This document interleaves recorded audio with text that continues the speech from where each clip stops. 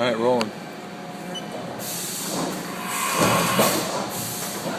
So this is a that's a small hole right there? Yeah, Hole depth? 1 5/16. Right. Then it comes up a little bit to the next size hole? Which is 2 1/8. Right. So I'm thinking of fall And then we come up to the top and face the 2 3/4. At the top of the part, doing a little circle again. And I grab a different tool for the second side. Second operation. Right. You see there's no holes or anything on this. And here's the facing second op. Yeah. Just a little bit below. I put it 3 inches below the top.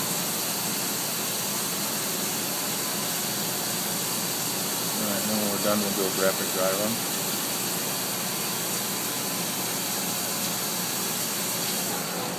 There you go. And then here's the graphic of the part. That's it. So.